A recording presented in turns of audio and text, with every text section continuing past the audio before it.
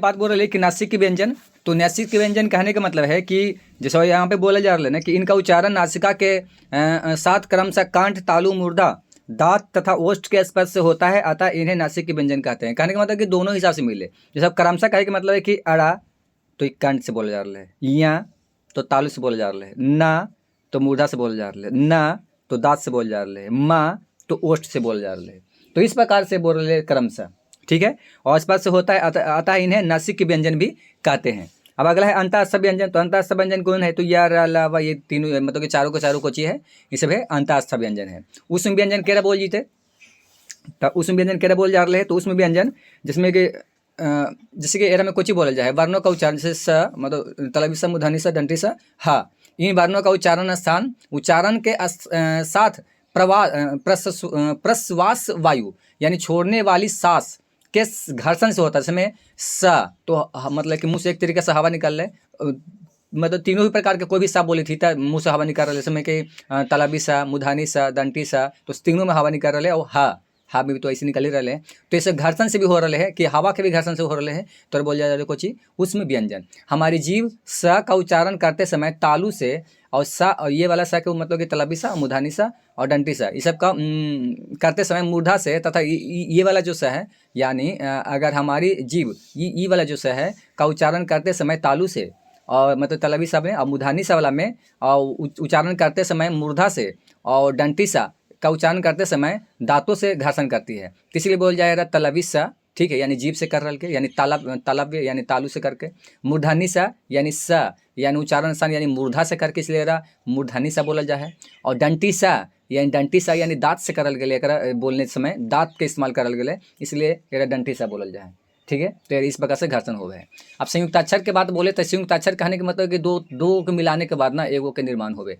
इनका विस्तार अथवा आंतरिक अक्षरिक खंड निम्न प्रकार के हैं, जिसमें कि अगर 6 है तो कैसे कि ये जितना भी लिखल है ना, जितना भी लिखल है, अगर एक हिंदी में समझ ना लो तो इंग्लिश में कर में तो सब समझ में आ जाते हैं। संयुक्ताक्षर यानी दो शब्द मतलब दो अक्षर जरूर मिल के वो अक्षर का निर्माण कर रहे हैं। जिसमें छा भी बात बोले तो इंग्लिश के हिसाब से देख तो KSH तो छा हो जाए, त्रा तक TR हुआ है, ठीक है। ज्ञा भी तो जीवा इस तरह का सो होता है, और सरा भी होता है SH, इस तरह से जो भी मिला के बढ़ रहे हैं।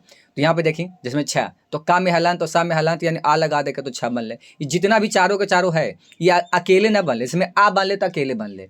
अगर रा बन ले तो रा में आ लग के बन ले, लेकिन वो अलग है, वो रा है जो व्यंजन वाला वो अलग है, लेकिन ई वाला है जो अलग है, ठीक है। तो इस सब के मिला के सगो बनले है, ठीक है। तेरा कुछ बोल जाए संयुक्त अक्षर। तो संयुक्त अक्षर कौन कौन कहलाते? तो छ, त्र, ज्ञ और स्र। उस व्यंजन कौन कौन है? तो ये चारों प्रकार के मतलब तीनों प्रकार के स एगो ह। अंतःस्थ व्यंजन कौन है? तो यारा, ला, वा। और नासिक के व्यंजन जो नाक से बोलने मतलब बोलते समय नाक का इस्तेमाल करल जाए तो नासिक के व्यंजन बोल जाए तो ये सब बोले। इसमें इतना हो गए।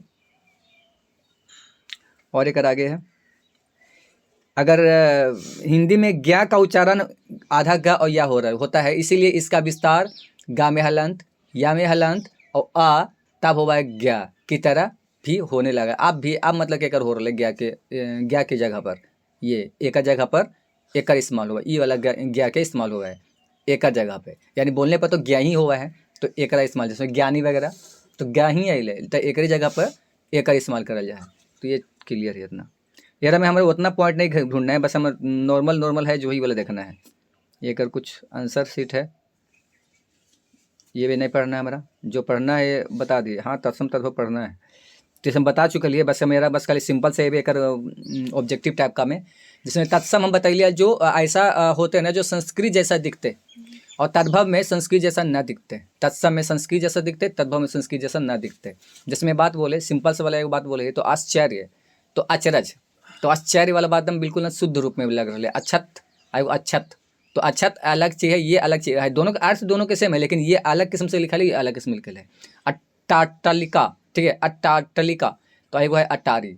अमूल्य यानी अमोल, अक्षर यानी आखर, अमावस्या यानी अमावस, अंधकार अंधेरा, अज्ञानी अनजान, यानी बिल्कुल एकदम इस प्रकार से एकदम कहे कि चाहे तो संस्कृत जैसा दिखे, चाहे तो एकदम शुद्ध हिंदी जैसा नजर आवे, एकदम शुद्ध हिंदी जैसा जो कोई इंग्लिश वर्ड में शुद्ध हिंदी बोलने के लिए इस्तेमाल करा जाए, ठीक है, उस प्रकार से। तो वो कुछ कहला है, वो कुछ कहलाते तत्सम कहलाते, अन्यथा वो कुछ कहलाते तद्भव, वो फिर कुछ कहलाते तद्भव। और भी है यहाँ पे बहुत सारा है में, जिसमें अश्रु तो आंसू, ठीक है। अग्नि तो आग, अन्न तो अनाज, अमृत तो अमीय, आम्र यानी आम, अर्पण अपनाए जिसमें आम्र, तो आम्र के जो बात हम बोल रही है जैसे आम यहाँ पर लिखल है, तो आम्र तो हम लोग ज़्यादा इस्तेमाल कौन वाला कर रही है, तो हम लोग ज़्यादा आम बोल रही है, आम्र नहीं बोले, तो आम्र जैसा कि लग ना संस्कृत वाला है, तो इस प्रकार से हुआ है ना, तो तत्सम हुआ है और ये तद्भव हुआ, ये पूछने वाला है, ये है, ये ना पूछते ही ये बड़ा मुश्किल है कि नहीं पूछते, पूछना ही पूछना है करा। तत्सम तद्भव एगो देश विदेश भी हो गए, ये सब आप स्किप करते ही वो वही सब सारा चीज़ है, ठीक है। अगर देखना तो देख सकते हैं, स्टॉप करके अपना रिपीट करके अपना इस्तेमाल कर सकते हैं। एक है देशज विदेशज, देशज में ऐसा महसूस हुआ है ना कि लगा है जैसे कि अपने वाला है, अपने वाला वर्ड है, और विदेशज में ऐसा हुआ है महसूस ना जैसे कि कहीं और वाला, मतलब कहूँ अलग से वो आइले है, इस प्रकार से वर्ड नज़र आवा है वो, यानी शब्द। इतना नीचे नहीं जाना है, मतलब कि इतना ज़्यादा गहरा में ना जाना है, जो जो पढ़ाने लायक है, जो टॉपिक है वही हम बताए, बाकी ये सब कोई का जरूरत नहीं है, उतना समय नहीं है अब कि बिल्कुल हम लगातार में बतावा जाए। शब्द भी ना संज्ञा है, संज्ञा बता दी, तो संज्ञा में क्या है, संज्ञा भी तो बहुत बार बता चुके लिए, ठीक है। नाम उम्र है तो संज्ञा उंगा बोला जीता है, नाम उम्र आते तो संज्ञा उंज्ञा बोला जीता है। इस प्रकार से परिभाषा की बात बोले तो किसी प्राणी, स्थान, वस्तु, भाव के नाम को बोध कराने वाले को संज्ञा कहते हैं। एक भेद कुछ इस प्रकार से है, संज्ञा के मुख्य रूप से 3 भेद हो, और ऐसे हो 5 को, हम बार बार ये बात बोल रही है, व्यक्तिवाचक संज्ञा, जातिवाचक संज्ञा और भाववाचक संज्ञा, ये 3 को है। अब व्यक्तिवाचक संज्ञा कौन कौन है, अब किस प्रकार से हुआ है, तो जब नाम हुआ है, जिस संज्ञा से शब्द से किसी व्यक्ति, वस्तु, संस्थान के नाम का बोध होता है उसे व्यक्तिवाचक संज्ञा कहते हैं। जिसमें अगर ये सब बोल लिए, देशों बोल लिए, शहरों, ये सब नाम हो सकले, जैसे ऐसे ना देश बोलवे तो ऐसे ना होते, जैसे कोई देश का नाम बोले पड़ते, तो इस प्रकार से हो, जिसमें इंडिया हो गए, पाकिस्तान हो गए, कुछ भी ऐसे बोले ऐसे ना। जातिवाचक संज्ञा तो वही एरा में जाति के हिसाब से होते, जैसे नगर, तो नगर बोले तो सही है, लेकिन नगर में कोई बोल दे केकरो जगह के नाम, जैसे गया बोल दे या कहीं और बोल दे तो वो ना होते, फिर व्यक्तिवाचक में चली थे। भाववाचक में भाव के बात कर तेरा में, जिसमें गुण, दोष, अवस्था, व्यापार, ठीक है, धर्म, दशा, कार्य, इस सब के बारे में पता चले ना, तेरा कुछ बोल जाए भाववाचक संज्ञा, ठीक है। रचना के भाववाचक संज्ञा के रचना के आधार पर मुख्य 5 प्रकार के हुए, तो ये इतना नहीं पूछिए, ये इतना डीपली में नहीं जाने, बस ये देखना है कि भाववाचक संज्ञा हो रहे हैं कौन कौन, ठीक है। तो जातिवाचक संज्ञा है और ये इधर भाववाचक संज्ञा। जातिवाचक संज्ञा जिसमें शिशु, विद्वान, मित्र, पशु, पुरुष, सती, लड़का, गुरु, बच्चा, सज्जन, ये सब को सब जाति में है, पूरा पूरे। शिशु बोले तो पूरे शिशु जाति के, विद्वान बोले तो पूरे विद्वान के हम बात कर रही है। अगर मित्र के बात बोला ली तो पूरा मित्र के बारे में बात कर ली, पशु के बारे में बोला ली तो पशु के बारे में बात कर ली। लेकिन भाववाचक संज्ञा में तो भाव जगह से भाव समझ में आवे, जिसमें शैशव यानी शिशुता, शैशव यानी एक तरीके से बालक जैसे हो उस प्रकार से। विद्वता तो जैसे विद्वान है तो उसी प्रकार से विद्वता। मित्र यानी मित्रता, तो मित्रता जो होले वो भाव हो गए, ठीक है, कि चल यार दोस्ती आ रही है वो उस प्रकार से, ठीक है। पशुता तो ये पशु है तो जातिवाचक है, लेकिन पशुता को हो गए भाववाचक हो गए। जैसे बोले एकदम जानवर जैसा करे है इस तरीके से, तो वो जानवर जैसा करे तो वो भाव होकर हो गए, ठीक है। लेकिन अगर डायरेक्ट जानवर बोलवे तो वो जातिवाचक में जीते। तो इसी प्रकार से लड़कपन, तो लड़का है जो एक तरीके से, ठीक है, एकदम जैसे लड़कपन कहे का मतलब है कि एकदम जैसे कि छोटा जो लड़का हो गए हैं उस प्रकार के जैसा कर रहे हैं, तो और कुछ बोल जीते लड़कपन बोला जीते, तो इस प्रकार से होते तब का भाव हो गए। लेकिन हम सेम चीज़ रहे वही चीज़ रहे तो और कुछ बोल जीते जाति बोले जीते, तो जातिवाचक वाला में। तो ये भी ढेर सारा है, एक रो हमें कोई ज़रूरत नहीं है, ठीक है। सर्वनाम से, विशेषण से, मतलब उसी प्रकार के हैं लेकिन चेंज है वो, ये सब नहीं है ज़रूरत, जो ज़रूरत है वो हम बता देंगे।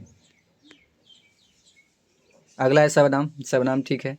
सर्वनाम केरा बोला जाए तो संज्ञा के स्थान पर प्रयुक्त होने वाले शब्द को सर्वनाम कहते हैं, जैसे मैं, तुम, वह, हम, आप, उसका आदि, इस सब के सब कुछ है, सबके सब सर्वनाम है। अगर एक भेद के बात बोले तो सर्वनाम के भेद कितना हुआ है, तो 6 गो हुए हैं, ठीक है। जैसे पुरुषवाचक, निश्चयवाचक, अनिश्चयवाचक, संबंधवाचक, प्रश्नवाचक और एगो निजवाचक, इस प्रकार से पूरा है।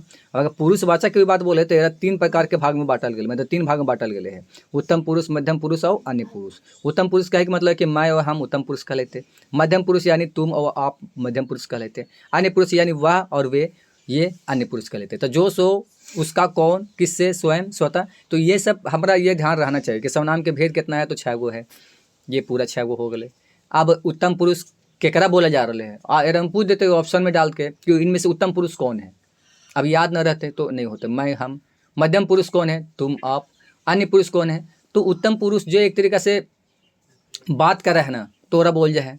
मध्यम पुरुष किसी दूसरे के बारे में दूसरे से बात करत रहा है तोरा बोल जा है, और अन्य पुरुष किसी तीसरा व्यक्ति के बारे में बात करत रहा है। जैसे अभी बात बोलिए कि कोई भी जैसे स्टूडेंट नहीं ले, जैसे विकास नहीं ले, ठीक है, तो आप बोल सके ना कि अभी हम बोलबे तो हम कुछ भी बोले विकास के बारे में, और जरा से बात करबे तो हम जब बोलबे ना तो हम उत्तम पुरुष कह लेबे, और जरा से बात करते रहबे तो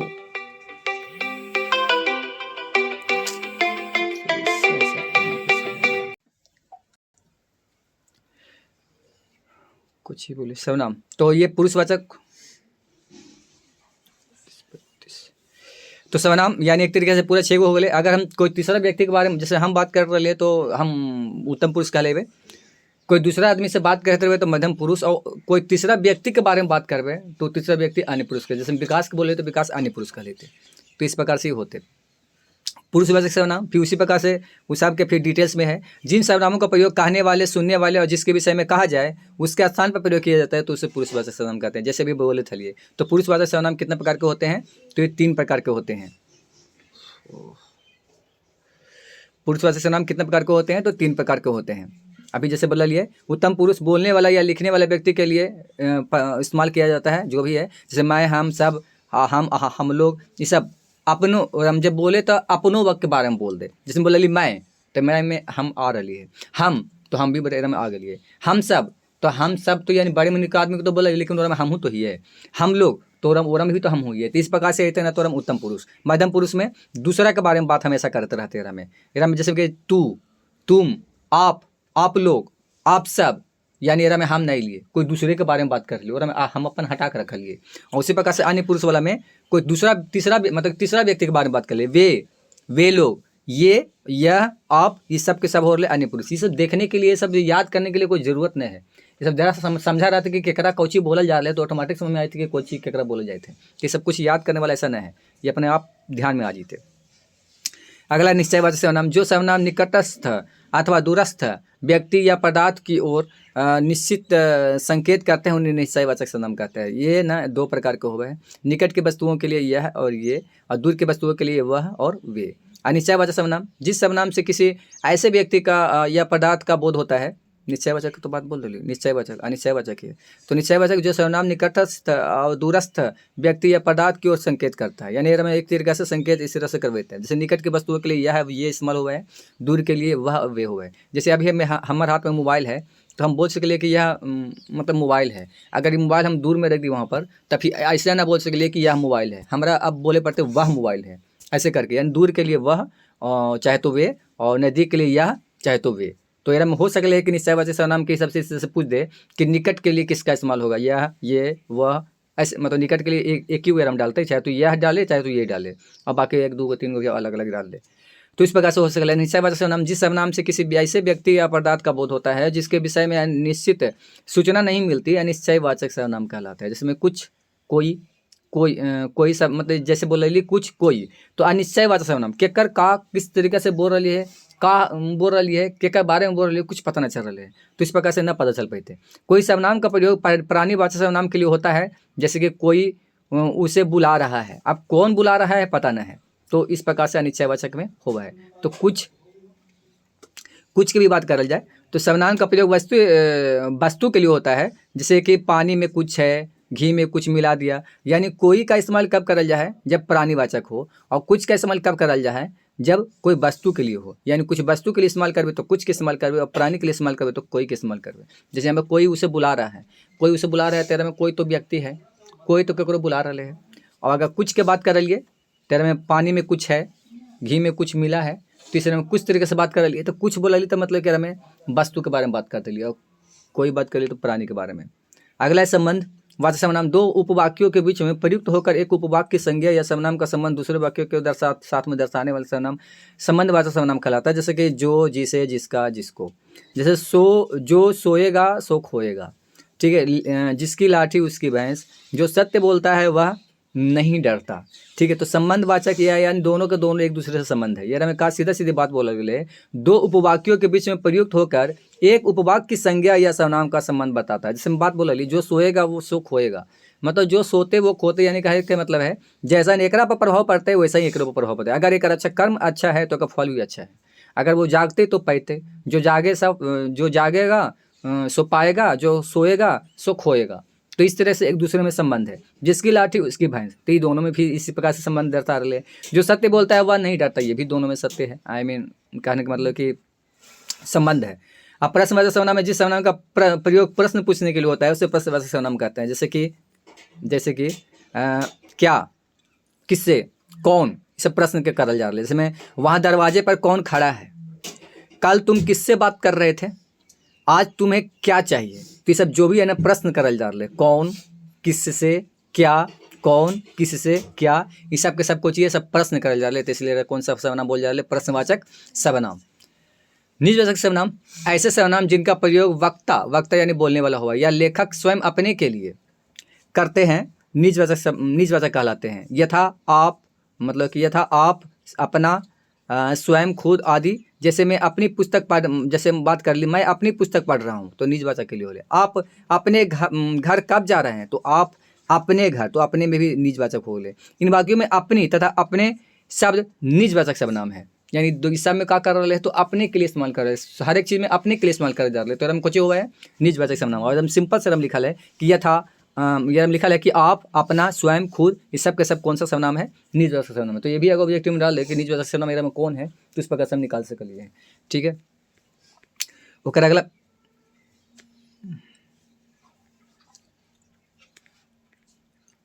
अगला लेसन है क्रिया। तो क्रिया से भी सवाल आवा है। क्रिया का अर्थ है करना। कुछ भी काम करवे तो अरे क्रिया बोला जीते।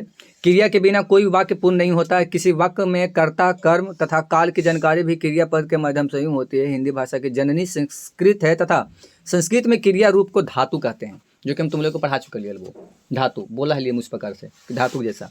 तो हिंदी में धातु, हिंदी क्रिया में पदों का मूल रूप धातु कहलाता है। संस्कृत में हुआ है और हिंदी में हुआ है। जो संस्कृत में हुआ है तो धातु रूप, जिसमें कि पढ़ना के पठ, तो इस प्रकार से जो पठ होले वो का मूल धातु के बात बोले तो उसी प्रकार से होते। लेकिन एकरा में क्या बोले, जिसमें पढ़ना के होते पठ, एकरा में पढ़ना तो पाठ होते एकरा में। इस प्रकार से धातु में ना जोड़ने से हिंदी क्रिया में पद बन जाते हैं। जिसमें पढ़ प्लस में ना जोड़े तो पढ़ना हो गए, उठ प्लस ना हो गए तो उठना हो गए। जिस शब्द से किसी कार्य के करने या होने का बोध होता है उसे हम क्या कहते हैं, क्रिया कहते हैं। और अब क्या बोला जाए, क्रिया बोल जाए। क्रिया के भेद का हुआ है, किस प्रकार से हुआ है, तो क्रिया के भेद कर्म के आधार पर, संरचना के आधार पर और काल के आधार पर। तो कर्म के आधार पर सकर्मक और कर्मक हुआ है। ठीक है। कर्म के आधार पर कौन हुआ है, सकर्मक हुआ है, कर्मक हुआ है। और अकर्मक के भी दो प्रकार हुआ है, एक कर्मक और एक द्विकर्मक। एक कुछ हुआ एक कर्मक और द्विकर्मक, इस तरीके से हुआ है। संरचना के आधार पर बात बोले तो संरचना के आधार पर हम सीधे नीचे आओ, ये वाला पे आओ। और संरचना के आधार पर ये कितना प्रकार के हैं, तो संयुक्त क्रिया, नाम धातु क्रिया, प्रेरणार्थक क्रिया, पूर्वकालिक क्रिया, कृदंत क्रिया। और अगर बात बोले काल के आधार पर, तो काल के आधार पर ये तीन प्रकार के हुआ है। तो भूतकालिक क्रिया, वर्तमान कालिक क्रिया, भविष्यत कालिक क्रिया। तो इस प्रकार से हुआ है। तो काल के आधार पर 3, संरचना के आधार पर 1, 2, 3, 4, 5, और कर्म के आधार पर 1 और 2। और अकर्मक क्रिया के भी कितना उदाहरण, मतलब के गो हुआ है, तो 2। तो इस प्रकार से सबके क्रिया के अपना अपना अलग अलग प्रकार है। अगर ऐसे बोल देते क्रिया के भेद तो वो देखे पड़ते कि किस प्रकार से बोल रहे हैं। अगर सिंपल से बोल रहे तो ठीक है, अगर सिंपल से ना बोल रहे हैं, ये बोलवे करते कि संरचना के आधार पर क्रिया के कितने भेद होते हैं, कर्म के आधार पर क्रिया के कितने भेद होते हैं, काल के आधार पर क्रिया के कितने भेद होते हैं। तो फिर देखे पर तो काल के आधार पर 3 गो, क्रिया के संरचना के आधार पर कितना, तो 5 गो, और कर्म के आधार पर तो 2 गो। इस प्रकार से हुआ है। अब सबका बारी बारी में आ जाइए कि कर्म के आधार पर हुआ है का। तो क्रिया शब्द फल किस, क्रिया शब्द का फल किस पर पड़ रहा है, वह किसे प्रभावित कर रहा है। इस आधार पर क्रिया जाने वाला भेद कर्म के आधार पर क्रिया के भेद के अंतर्गत आता है। इस आधार पर क्रिया के प्रमुख भेद हैं, दो भेद हैं। कर्म के आधार पर क्रिया के प्रमुख कितना भेद है, 2 भेद है। अभी ऊपर में बताइए। सकर्मक क्रिया, पहला सकर्मक क्रिया यानी स अर्थात सहित। स के मतलब सहित, सहित मतलब कहे का मतलब है जिसमें हमारे हाथ में मोबाइल अगर है तो हम बोले मोबाइल सहित। मोबाइल सहित कहे का मतलब कि हाथ में मोबाइल है। अगर बोले अगर हाथ में हमारा मोबाइल ना है तो बोल सके कि मोबाइल रहित कहे का मतलब है कि हम हाथ में मोबाइल ना है, तो मोबाइल रहित है लिए। ठीक है। तो हम कॉपी कलम के जैसे बोला ना हिंदी एकदम पूरा ठेठ हिंदी में कि कॉपी जब हम पढ़े के लिए तो कॉपी कलम के साथ में के लिए, यानी साथ में यानी सहित के लिए है। ठीक है। मतलब कॉपी कलम ना लेके के लिए यानी रहित में के लिए, ना लेके के लिए कॉपी कलम यानी रहित। रहित मतलब अलगाव बात, और सहित मतलब साथ में। तो इस प्रकार से हो गए। तो स अर्थात सहित अर्थात अतः सकर्मक का अर्थ होता है कर्म के साथ, यानी रम को होता है कर्म के साथ में हित। जिस क्रिया का फल कर्ता को छोड़कर कर्म पर पड़े तो वह सकर्मक क्रिया कहलाते हैं। जैसे कि बच्चा चित्र बना रहा है या गीता सितार बजा रही है, तो इस तरह से अब यदि प्रश्न किया जाए कि बच्चा क्या बना रहा है, तो हम बोला जीते कि क्या बना रहा है, तो चित्र बना रहा है। तो चित्र है ना, एक जो चित्र बने के तो कर्म हो लेना, कुछ तो काम करके ना कुछ काम कर रहे हैं। तथा गीता क्या बजा रही है, तो वह सितार बजा रही हुई, वो कर्म है। तो इस प्रकार से कर्म के सकर्मक क्रिया में कर्म पक्का कुछ न कुछ होबे करते हैं। बच्चा चित्र बना रहा है तो बच्चा चित्र बना रहा है, तो यहाँ में जो कर्म के साथ में मतलब सकर्मक यानी कर्म के साथ है, ये कुछ न कुछ कर रहा में। तो इस प्रकार से हो गए। सकर्मक क्रिया के भी कितना भेद हुआ है, सकर्मक क्रिया का भी कितना भेद हुआ है, तो दो भेद हुआ है। कौन कौन हो रहे हैं, एक हुआ है पहला एक कर्मक, ऊपर हिंदू बताइए लगे, पहला हुआ एक कर्मक जिस वाक्य में क्रिया के साथ एक कर्म प्रयुक्त होता है, यानी एक ही वो काम प्रयुक्त हो, एक ही वो काम करता रहे, उसे एक कर्मक क्रिया कहते हैं। जैसे माँ पढ़ रही है, मतलब माँ पढ़ रही है, ठीक है। यहाँ पे फिर से है, बार बार मैसेज आए थे ऊपर में, वहाँ पर नहीं दिखता, यहाँ पर दिखा है। यहाँ माँ के द्वारा एक ही कर्म पढ़ना हो रहा है, यानी काम मेरा में एक ही वो करा जा रहा है, माँ का बस खोज कर रहे खाली पढ़ रहे, तो ये कर्मक क्रिया है ये। तो ऐसा भी सवाल अगर आ जाए कि माँ पढ़ रही है या सीता खेल रही है, तो इनमें एक का वो क्रिया है, एक ही वो क्रिया ही ले, तो इसलिए ये कर्मक क्रिया हो ले। अब अगर ऐसा आ जाए, जैसे ऐसे द्विकर्मक की बात करें कि जिस वाक्य में क्रिया के साथ में दो कर्म प्रयुक्त यानी दो काम होते रहे, तो इसे द्विकर्मक क्रिया कहते हैं। जैसे अध्यापक छात्रों को कंप्यूटर सिखा रहे हैं, तो एक तो यहाँ पे क्या हो रहा है, क्या सिखा रहे हैं, तो कंप्यूटर। किसे सिखा रहे हैं, तो छात्रों को, तो छात्र सीख रहे हैं। तो इस प्रकार से दो कर्म साथ में घटित हो रहा है, यानी छात्र के सिखावल जा रहे हैं और कोचिंग सिखावल जा रहे हैं, तो कंप्यूटर के बारे में बतावल जा रहे हैं, तो दो चीज़ करल जा रहे हैं। तो इसलिए क्या है बोलिए, द्विकर्मक क्रिया हो गए। तो इस प्रकार से द्विकर्मक क्रिया। अकर्मक क्रिया, तो जिस वाक्य में क्रिया का प्रभाव या केवल फल केवल कर्ता पर ही पड़ता है, कर्म की वहाँ संभावना ही नहीं होती है, यानी जो कर रहे हैं, तो अकर्मक यानी जो कर है कर्म वाला है वो में कोई भी जरूरत नहीं है, उसे अकर्मक क्रिया कहते हैं। जैसे आशा सोती है, अब एक में पता चला, ऐसा तुम लोग पहले भी बहुत बार बता चुके हैं, मोहन रोता है तो कार रोता है, ऐसा कुछ पता तो थोड़ी चल रहे हैं। तो इस प्रकार से हुआ है ना, तो अकर्मक क्रिया है। अब अगर संरचना के आधार पर बहुत बात बोले तो वाक्य में क्रिया का प्रयोग कहाँ किया जा रहा है, तो किस रूप में किया जा रहा है और के आधार पर किया जाने वाले भेद संरचना के आधार पर कहलाते हैं। जैसे इसके 5 प्रकार होते हैं। संरचना के आधार पर बात बोले तो कितना प्रकार हुआ है, 5 प्रकार। दूसरा वाला भाग में जो हाल है 5 प्रकार हुआ है। तो पहला संयुक्त क्रिया, जब 2 या 2 से अधिक भिन्न अर्थ रखने वाले क्रियाओं का मेल हो, उसे संयुक्त क्रिया कहते हैं। जिसमें अतिथि आने पर स्वागत करो, ठीक है। इस वाक्य में आने और मुख्य क्रिया है तथा स्वागत करो ये सहायक क्रिया है। इस प्रकार मुख्य एवं सहायक क्रिया दोनों का संयोग है, अतः इसे संयुक्त क्रिया कहते हैं। यानी दोनों के दोनों एक दूसरे को ये संयोग कर रहे, तेरा कुछ बोझा वाले संयुक्त क्रिया। मुख्य क्रिया के साथ सहायक क्रियाएं एक से अधिक भी हो सकती है। जो सहायक क्रिया है, जैसे कि मान के चलिए यहाँ पे लिखा है अतिथि आने पर स्वागत करो, अतिथि को आने पर स्वागत करो, उनका खान पान का ध्यान रखो, चाय बनाओ, जो भी सब काम बोल दिलिए, तो इतना सारा चीज़ बोल दिलिए।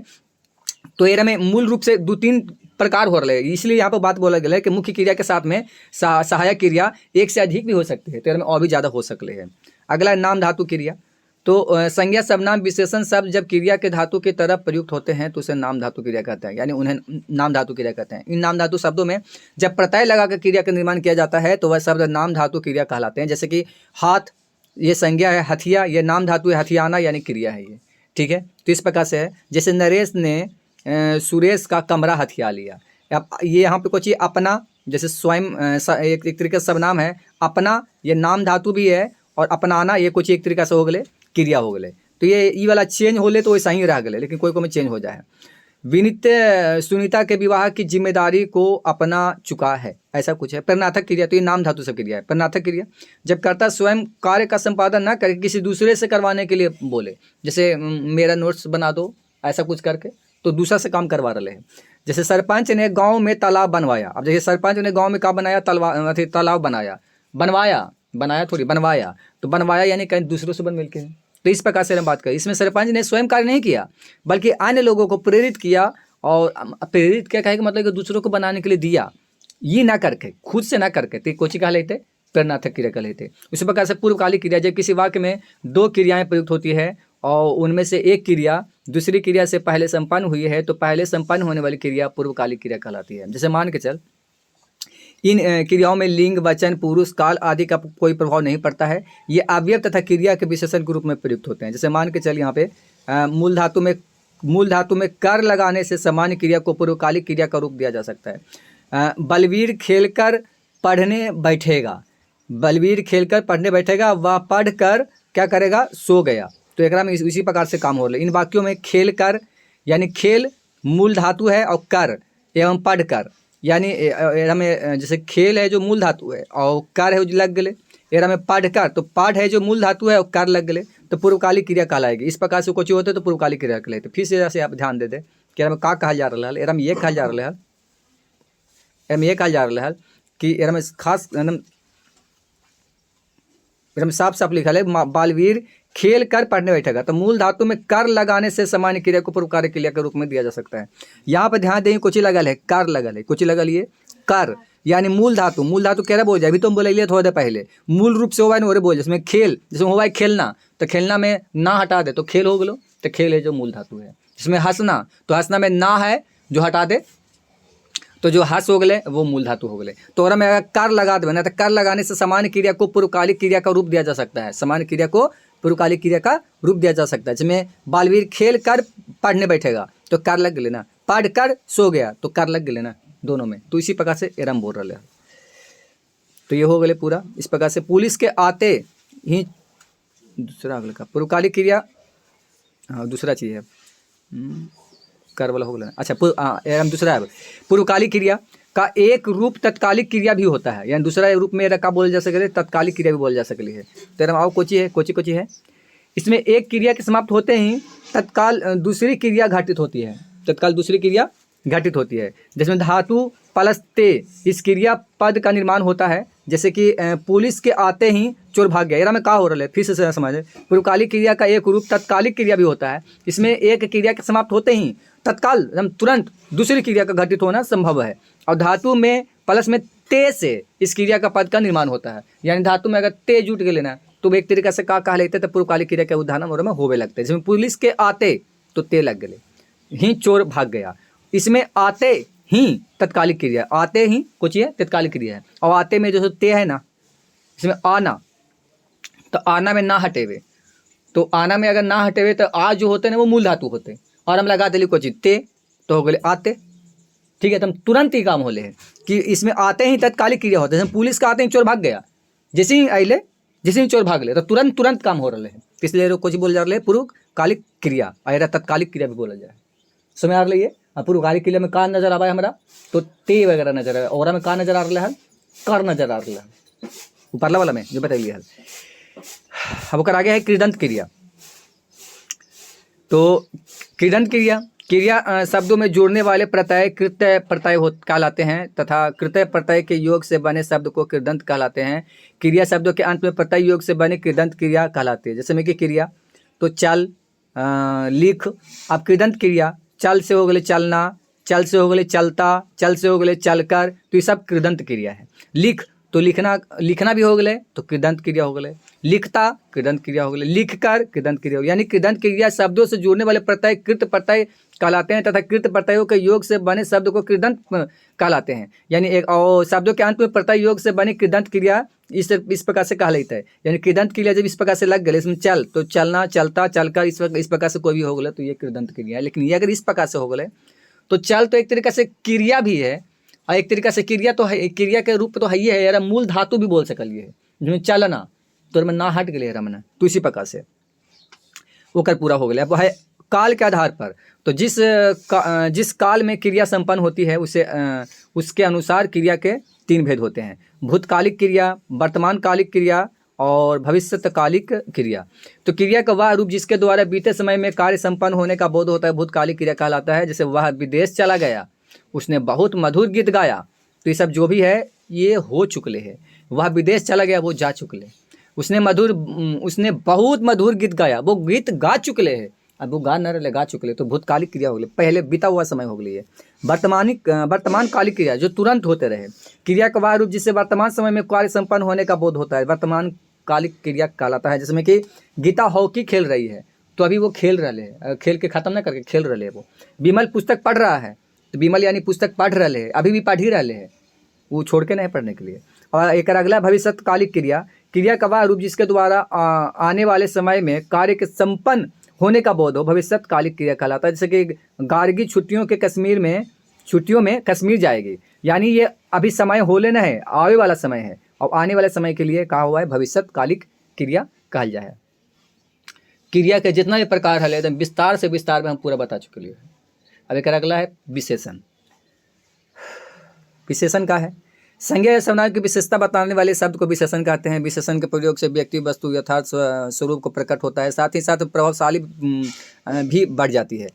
हिंदी में तुम लोग के सबके पता हो, चाहे तो 10th वाला रहे या 12th वाला रहे, तो दोनों में कितना नंबर के पूछा है, तो 60 नंबर के पूछा है बस, खाली यही वाला से। और ये जो भी डिटेल्स में बता ली एकरा से कहीं आने वाला जाने मतलब कि कहीं से ऐसा नहीं कि एक ये में पढ़ावल जा रहे और एकरा में से ना मिलते, ये कभी हो ही नहीं सकले। एकरा में कहीं ना कहीं वो जरूर हो ही देखा कि खुद BSE वाला मतलब BSEB यानी बिहार बोर्ड वाला ये सिंपल से निकाल लिए, तो ये हो ही नहीं सकले एकरा में से नहीं होते। कहीं ना कहीं से ऑब्जेक्टिव बनावे रहा में से, जैसे यहाँ पर से बना दे या यहाँ से बना दे, कहीं से बना दे, और वो ऐसा थोड़ी कि एकदम डायरेक्ट कहीं से निकाल देते, वो कोई टॉपिक रहते तभी तो। जैसे विशेषण है तो एकदम क्या कह रहे विशेषण के कर कोची है परिभाषा कोची, ऐसे सब जो संज्ञा सर्वनाम की विशेषता बतलाते हैं विशेषण कहलाते हैं। तो ये वाला बाई चांस ऑब्जेक्टिव में डालते हैं, ऐसे सब जो संज्ञा सर्वनाम की विशेषता बतलाते हैं क्या कहलाता है, विशेषण कहलाता है। तो ऐसे कुछ इस प्रकार से बना के डालते हैं। विशेषण शब्द की विशेषता बतलाता है, विशेषण जिस शब्द की विशेषता बतलाता है वह शब्द विशेष से कहलाता है। और ये विशेष पर एकदम ध्यान देना बहुत जरूरी है। अगर विशेष पर ध्यान नहीं देवे ना तो बढ़िया से, तो जब समास में तो समास वाला तोरा समय में नहीं, तो अगर विशेष से पता ना हो तो विशेषण विशेषता का हो रहे, विशेषण का हो रहे, विशेष से का हो रहे है, इस तीनों के बारे अलग अलग चीज़ है और तीनों की जानकारी होना चाहिए। जैसे नीला आकाश, छोटी पुस्तक, भला व्यक्ति में ये जो इतना बोला लिए, नीला आकाश, छोटी पुस्तक, भला व्यक्ति में नीला, छोटी एवं भला सब विशेषण है। ये सब कुछ है विशेषण है, कुछ नीला, छोटी, भला ये सब कुछ विशेषण है। लेकिन आकाश, पुस्तक एवं व्यक्ति विशेष से है, यानी एक विशेषता बतावल जा रहा है। आकाश कैसा है तो नीला है, तो ये विशेषण होले, नीला होले जो विशेषण होले और आकाश होले ना एक विशेषता बतावल गए, तो ये विशेष से कह लेते, ये कुछ कह लेते विशेष से कह लेते। उसी प्रकार से और हाल यहाँ पे छोटी पुस्तक, छोटी पुस्तक यहाँ पे कुछ बोल जाए छोटी पुस्तक, तो ये जो छोटी है ना इस प्रकार से जो छोटी लिखल जा रहा है में, यहाँ पे देखिए यहाँ पे लिखल गए ना छोटी, तो छोटी है ना एक तरीके से विशेषण हो गए। लेकिन अगर पुस्तक के बात बोले तो एकरे बारे में एकरे बारे में नहीं, जैसे पुस्तक छोटी पुस्तक बोलली तो पुस्तक के बारे में बोल जा रहे छोटी, तो एक ये पुस्तक के ना ये जो छोटी बोलली एक ये कोची होले, एक ये कोची होली ये हाँ एक तरीका से वही काम कर रही है ना, ये विशेषण होले और एक होले हाँ विशेषता बतावल जा रहा है। यानी नीला, छोटी, भाला एरा में जो भी अले है तो सब विशेषण है। और केकर विशेष से बता रहे मतलब विशेष एरा में कौन है तो आकाश, यानी आकाश के विशेष से बताए के, यानी एक का बारे में बताए के। पुस्तक यानी पुस्तक के बारे में बताए के, तब पुस्तक विशेष से कह लेते। ये व्यक्ति के बारे में बताए के, यानी विशेष व्यक्ति को जी कह लेते, विशेष से कह लेते। तो अभी समझ में ले कि विशेष से कहा होते और विशेषण कहा होते कितना मतलब कि रुक तो बढ़िया से जल तो अभी। अब विशेषण के कितना प्रकार है तो 5 प्रकार है। अभी एकरा में पता चल जाना चाहिए कि विशेषण का है और विशेष क्या है। तो जेकर बारे में कुछ बताएवे तो वो एक तरीके से विशेष से होले। जैसे आकाश के बारे में कुछ बताइए तो आकाश विशेष से है, लेकिन नीला है जो विशेषण है। पुस्तक के बारे में कुछ बताइए तो पुस्तक कुछ विशेष से है, लेकिन एक जो बताइए ना कि छोटी है तो ये विशेषण है। उसी प्रकार से व्यक्ति के बारे में कुछ बताइए तो ये विशेष से है, लेकिन एकरा इस प्रकार से बताइए जैसे व्यक्ति तो विशेष है, लेकिन एक बारे में कुछ हम बोल रहे हैं जैसे भला व्यक्ति है तो भला जो कुछ ये विशेषण है। अब अगर बात बोले विशेषण के प्रकार में तो विशेषण के कुल रूप से कितना प्रकार हुए तो 5 प्रकार के हुए हैं।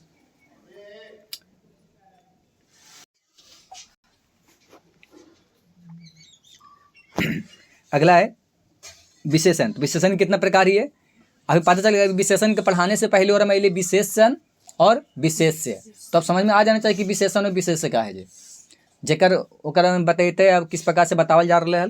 तो एक प्रकार के बात बोले तो 5 प्रकार के होवा है। गुणवाचक, संख्यावाचक, परिणामवाचक, परिमाणवाचक, संकेतवाचक और व्यक्तिवाचक। गुणवाचक विशेषण का है ऐसे शब्द जो किसी संज्ञा या सर्वनाम के गुण, दोष, रूप, रंग, आकार, स्वभाव अथवा दशा का बोध कराते हैं, उन्हें क्या कहते हैं गुणवाचक विशेषण कहते हैं। जैसे पुराना, कमीज, तो कमीज पुराना, तो पुराना है ना, ये एक तरीका से सब मतलब कि विशेषण है, लेकिन ये कोची है कमीज।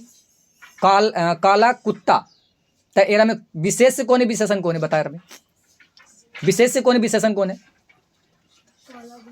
काला कोची है विशेष है काला, और कुत्ता कोची होते रहे में एक का बारे में बतावा जा रहे। अब संख्यावाचक विशेषण तेरे में गुणवाचक, यानी गुणवाचक में बतावा ही। अब गुण में बस ये मत समझिए कि गुण कहे का मतलब है बस खाली अच्छा अच्छा चीज, ऐसा बात ना है।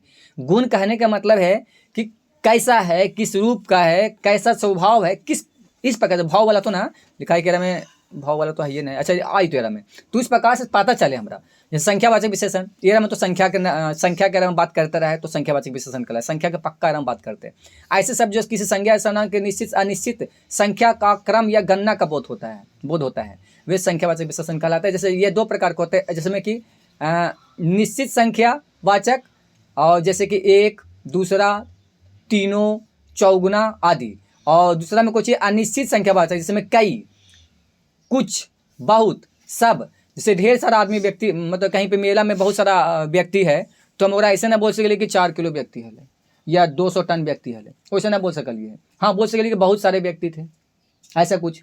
तो इसी प्रकार से बोलल जाए, लेकिन यानी संख्यावाचक के हिसाब से बोले तो संख्यावाचक दो प्रकार होले। एक जरा काउंट करल जा सकले है अनिश्चयवाचक संख्या, आ एगो कुछ अनिश्चयवाचक संख्या, ऐसा नहीं कि काउंट करने जा सकले है, लेकिन ये कई रूप में है, ज़्यादा से ज़्यादा रूप में है, तो इसलिए क्या बोला जा रहा है अनिश्चय संख्यावाचक विशेषण। अगला कुछ ही है संख्यावाचक विशेषण तो हो गए। अगला परिमाणवाचक विशेषण। एक परिमाण होगा, एक हो परिणाम। तो परिणाम अलग चीज है, परिणाम ना हो रहा है, ये परिमाण हो रहा है। परिणाम मतलब कि जैसे बोले ना कि कोई केकरो मार दे तो बोले कि परिणाम तो ये मारने का तो परिणाम अच्छा ना हो, तो ये अलग चीज है ये। और ये है परिमाण, परिमाण मतलब कुछ अलग चीज हो गई है। तो ऐसे शब्द जो किसी वस्तु या पदार्थ या जगह की या मात्रा, तौल या माप का बोध कराते हैं तो परिमाणवाचक विशेषण कहलाते हैं। इसके उपभेद दो होते हैं, यानी इसके ना दो उपभेद होते हैं, निश्चित परिमाणवाचक और एगो अनिश्चित परिमाणवाचक। निश्चित में कहा है 2 लीटर 5 किलो एवं 3 मीटर, ये कहा है निश्चित है। ये हाँ 2 लीटर तो 2 लीटर, 5 किलो तो हाँ तो 5 किलो चाहिए, 3 मीटर तो 3 मीटर चाहिए। अनिश्चित में जैसे थोड़ा सा, जैसे कोई अगर आ जाए हमारा के घर पे, क्या कह रहे हो घर पे, बोले कि थोड़ा सा चीनी चाहिए, बहुत सा चीनी चाहिए, तो कम मतलब कि बोली कि पैसा थोड़ा कम खर्च कर, तो कितना कम खर्च कर तो ना बोले जा रहा, लेकिन बोले जा रहा कि कम खर्च कर, ज़्यादा तो कितना ज़्यादा तो कुछ पता नहीं चल रहा है। तो इस प्रकार से हुआ है। अगर दुकान में जाकर बोला ली कि कुछ चीनी दे दा, तो पता ना चलते हो रहा, तो पता ना चलता कि कुछ चीनी कुछ हो रहा, बोल दे पड़ते कि 2 लीटर मतलब 2 किलो या 5 किलो या 6 किलो 10 किलो ऐसे करके बोले पड़ते हैं, तो निश्चित परिमाणवाचक। और मेरे को हो रहा है अनिश्चित परिमाणवाचक। तो परिमाणवाचक समय में आ गए जरा मैं माप तोल के पता चले। संकेतवाचक ऐसे शब्द जो सबनाम हैं किंतु वाक्य में विशेषण के रूप में प्रयुक्त हो रहे हैं, अर्थात संज्ञा की विशेषता प्रकट कर रहे हैं, वे संकेतवाचक विशेषण कहलाते हैं। चूंकि मूल रूप में ये सबनाम है, इसीलिए ये विशेषण सर्वनामिक विशेषण भी क्या है कहलाता है, सर्वनामिक विशेषण भी कहलाता है। इस गेंद को मत फेंको, उस पुस्तक को पढ़ो, कोई सज्जन आए हैं, इन वाक्यों में इस, उस तथा कोई सब सर्वनामिक तथा अथवा संकेतवाचक विशेषण है। कुछ ये संकेतवाचक, कुछ संकेत कर जा रहे हैं और चाहे तो सर्वनामिक बोल जा सकते, तेरा कुछ बोल जाए संकेतवाचक, चाहे तो सर्वनामिक, यानी इस लगा रहे, उस लगा रहे, कोई लगा रहे, तो इस प्रकार से इस रहे, उस रहे और कोई रहे, इस प्रकार से जो भी रहते तेरा कौन सा सर्वनाम बोले जीते तो संकेतवाचक सर्वनाम। ठीक है,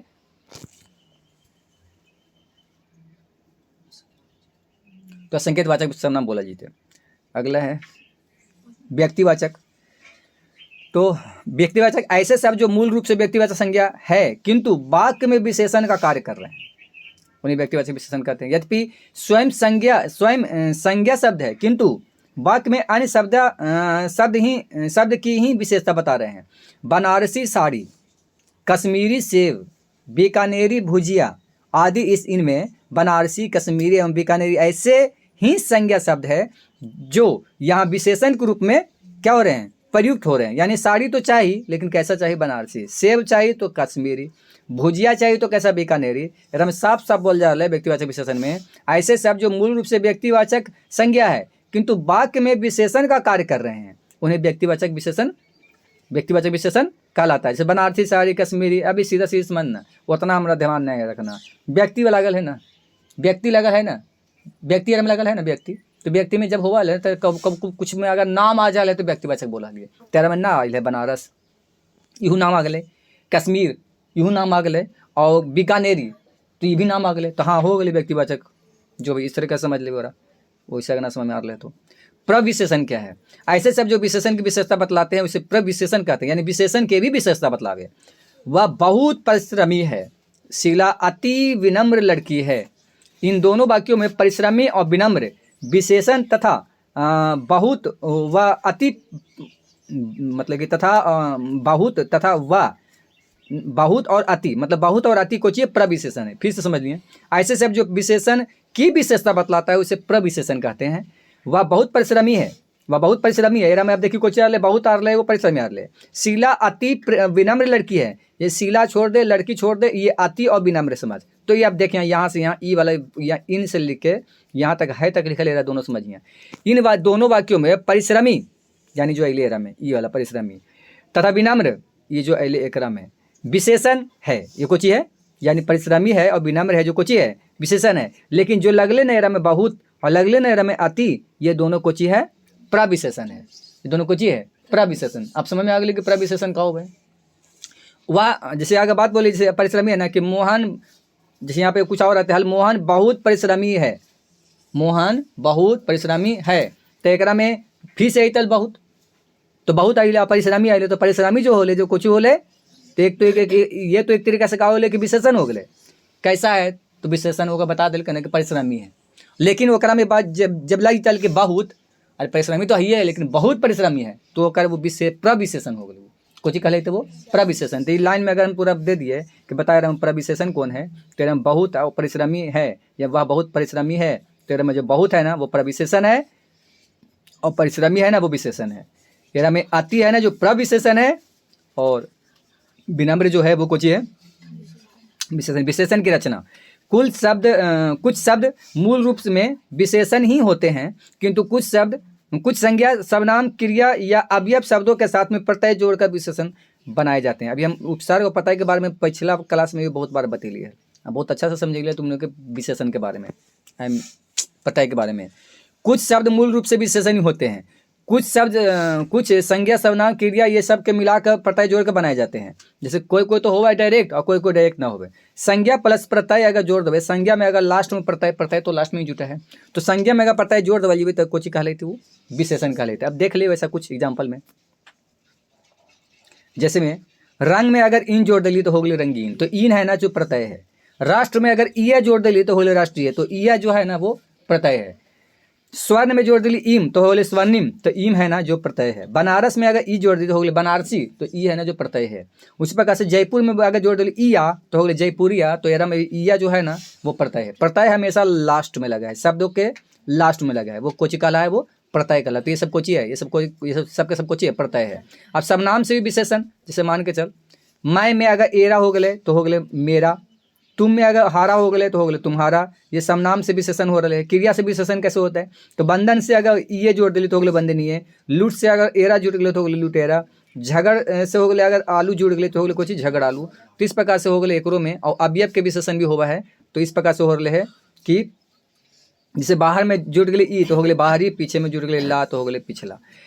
अब अभिकारी शब्द हमारा जरूरत नहीं है ज़्यादा, ठीक है हम ठीक है अभी मतलब है थोड़ा बहुत है जरूरत नहीं, देख ही लीजिए। तो ऐसे शब्द जिनके स्वरूप में लिंग वचन काल पुरुष एवं कारक आदि के प्रभाव से कोई विकार नहीं होता है, कोई परिवर्तन न होवे, तो उसे अभिकारी शब्द कहलाते हैं। अभिकारी को ही अवयव भी कहते हैं। अवयव का शाब्दिक अर्थ है आ नहीं, व्यय खर्च या परिवर्तन, अर्थात किसी भी परिस्थिति में जिन शब्दों में विकार नहीं होता है परिवर्तन नहीं होता है वह अभिकारी या अवयव शब्द कहलाते हैं। यहाँ वहाँ धीरे तेज कब और आदि। अवयव के भेद कितना है, तो अवयव के भेद कितना है, तो क्रिया विशेष मतलब ये इस प्रकार से सबके भेद हो रहे हैं, अलग हो रहे हैं। क्रिया विशेषण तो एक देखिए कितना भाग में बांटल जा रहे हैं, तो 4 भाग में, कालवाचक, स्थानवाचक, रीतिवाचक और एगो परिमाणवाचक। समुच्चय बोधक, तो समुच्चय बोधक के भी कितना भाग में बांटल जा रहे हैं, तो यहाँ पर देखिए लाइन देके देवल है समानाधिकरण और एगो व्यधिकरण। एगो संबंध बोधक के कुछ न हो रहे हैं और विस्मयादि बोधक के भी कुछ न हो रहे हैं। लेकिन एकर और एकर इस सब के एकर 4 गो है और एकर के गो है 2 गो है और एकर 1 को अकेले है, यू अकेले है, दोनों के दोनों। अब हो गई क्रिया विशेषण। तो ऐसे अवयव जो ऐसे अवयव शब्द जो क्रिया की विशेषता बतलाते हैं उन्हें क्रिया विशेषण कहते हैं। जिसमें कि क्रिया की विशेषता, क्रिया विशेषण के ऐसे अवयव शब्द जो क्रिया की विशेषता बतलाते हैं उन्हें क्रिया विशेषण कहते हैं। कहते हैं जैसे मान के चल, यहाँ, वहाँ, जल्दी, बहुत आदि। क्रिया विशेषण के मुख्यतः कितना भेद होते हैं? 4 भेद होते हैं। अब एक 4 भेद पढ़ भी तो समझ में आ जाता है। ठीक है, अब दिखाइए। अगला है कालवाचक। पहला है कालवाचक। ऐसे अवयव शब्द जो क्रिया विशेषण के होने का समस्त व्यक्त करता है, समय व्यक्त करता है, होने का समय व्यक्त करता है, उन्हें हम कालवाचक क्रिया विशेषण कहते हैं। जैसे आज मेरी परीक्षा है, तुम दिल्ली कब जाओगे। इन वाक्यों में आज एवं कब कालवाचक क्रिया विशेषण के उदाहरण है। कुछ ये कालवाचक क्रिया विशेषण के उदाहरण है। जैसे कब, आज, तो कुछ समय बताइए ना।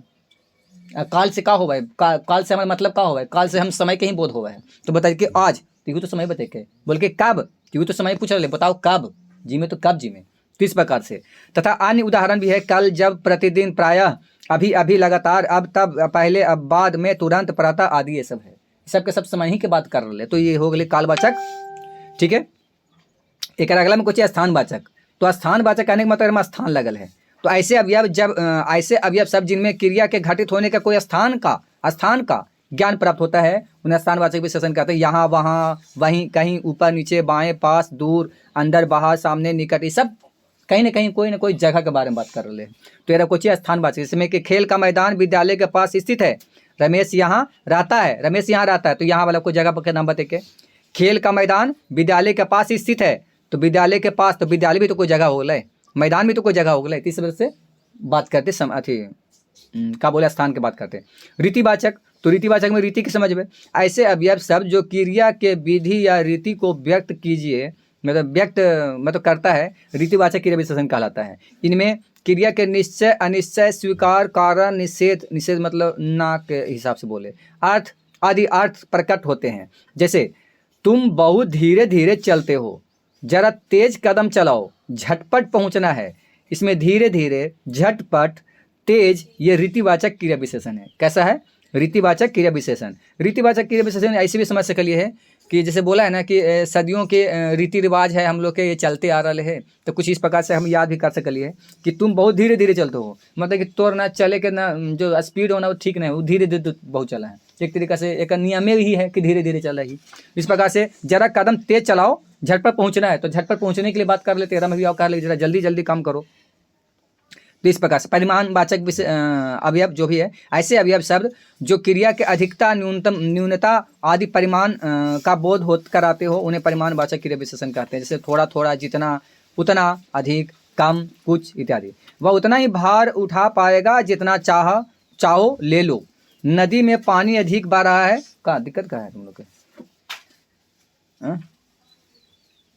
क्या दिक्कत हो रही है? 1 मिनट। वह उतना ही भार उठा पाएगा जितना चाहो ले लो। नदी में पानी अधिक बह रहा है। इन वाक्यों में उतना, जितना एवं अधिक शब्द परिमाणवाचक क्रिया विशेषण है। समचय बोधक। ऐसे अवयव शब्द जो एक शब्द को दूसरे शब्द से और एक वाक्य को दूसरे अथवा एक वाक्यांश को दूसरे वाक्यांश से जोड़ते हैं उन्हें समचय बोधक विशेषण कहते हैं। ठीक है। समचय बोधक विशेषण दो वाक्यों को जोड़ने का कार्य करता है और साथ ही विकल्प बताने, परिणाम, अर्थ या कारण बताने एवं विभेद बताने का कार्य भी करते हैं। समचय बोधक के अगर भेद के बात बोले तो 2 भेद हो गए। कौन कौन हो गए? समानाधिकरण समुचय बोधक पहला है। एरा में क्या हुआ है? ऐसे अवयव जिनके द्वारा मुख्य वाक्य जोड़ते हैं, जैसे कि संयोजक अवयव में जिसमें और, तथा, एवं। विभाजक अवयव में या, अथवा, कोई, एक, की, चाहे, नहीं, तो, ना आदि। विरोध प्रदर्शन में परंतु, पर, किंतु, लेकिन, मगर, बल्कि, वरना, परन, ऐसा कुछ। और परिमाण में भी है अतः, अतएव, सो, फलता इत्यादि। तो समानाधिकरण समुचय बोधक है और ये व्यधिकरण का है। व्यधिकरण समुचय बोधक ऐसे अवयव जो एक मुख्य वाक्य में एक या एक से अधिक आश्रित वाक्य को जोड़ते हैं तो व्यधिकरण समुचय बोधक कहलाते हैं। ठीक है। व्यधिकरण समुचय बोधक कहलाते हैं। जैसे कारण वाचक क्योंकि, इसीलिए, के कारण, चूंकि आदि। उद्देश्य वाचक जो कि, ताकि आदि, ये सब भी हो रहे हैं। एकरा में संकेतवाचक भी यही थे इस तरीक़ा से, स्वरूपवाचक भी यही थे, संबंधवाचक भी होता है। 13 से उतना ज़्यादा नहीं चाहिए। अब यह बल में तो ऐसे भी तो बताना ना है उतना, ठीक है। अगर मूल रूप से भैया जो है इम्पोर्टेंट ओकरा हम देख लीजिए।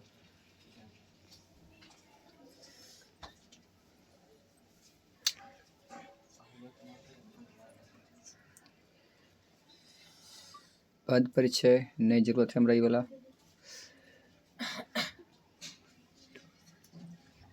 सब तो ये भी ना जरूरत है। कुछ कुछ क्रिया ये सब आ गए ना, लिंक की जरूरत है, लिंक की थोड़ा बहुत जरूरत है, लिंक की जरूरत है, ठीक है। वचन ये सब है जरूरत।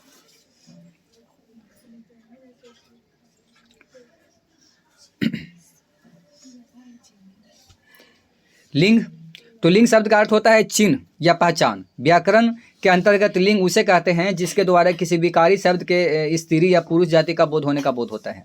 हिंदी भाषा में लिंग कितना प्रकार के होते हैं? तो 2 प्रकार के होते हैं, एगो पुल्लिंग है, एगो स्त्रीलिंग। जिससे विकारी शब्द की पुरुष जाति का बोध होता है उसे पुल्लिंग कहते हैं, जैसे कि मेरा काला जूता, मतलब कि मेरा काला जाता, भाई रमेश, अध्यापक, ये सब कुछ मार ले तो पुल्लिंग मार ले। स्त्रीलिंग मार ले, जिससे विकारी शब्द की स्त्री जाति का बोध होता है उसे स्त्रीलिंग कहते हैं, जैसे कि मेरी काली और कॉमा, जैसे समय कॉमा है, जाति, बहीन, विमला, अध्यापिका, ये सब कुछ है स्त्रीलिंग है।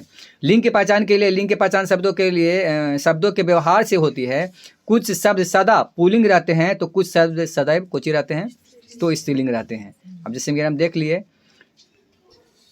दिनों एवं महीनों के नाम पुल्लिंग होते हैं, जैसे सोमवार, चैत, अगस्त, ये सब जो भी दिन उन आ जाए तो सबका नाम क्या हुआ है, सब कुछ जो है पुल्लिंग हुआ है। तो सबके सब उसी प्रकार से होता है, जितना भी कोई दिन उन आ गए तो सबके सब कुछ होता है।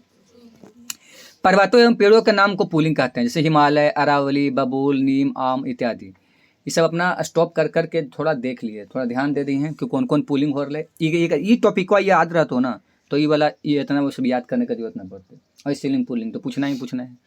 अनाजों एवं कुछ द्रव्यों पदार्थों का नाम भी पुल्लिंग होते हैं। ग्रहों एवं रत्नों के नाम भी कुछ होते हैं पुल्लिंग होते हैं, जिसमें सूर्य, चंद्र, पन्ना, हीरा, मोती आदि।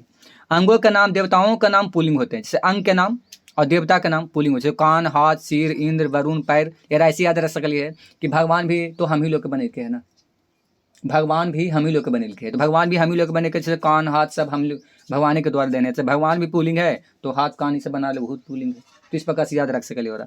कुछ धातुओं के एवं समय सूचक नाम पुल्लिंग होते हैं। कुछ धातु जो हो और समय सूचक यानी समय की बात कर रहे थे, जिसमें सोना, लोहा, तांबा, ये सब कुछ ये सब धातु है। जैसे बोले क्षण, कुछ क्षण पहले, तो ये समय की बात करके घंटा, तो ये सब के सब कुछ ये भी समय की बात कर रहे थे। सबके सब कुछ हुआ है, सबका सब कुछ हो रहा है, सब है सब पुल्लिंग हो रहे हैं।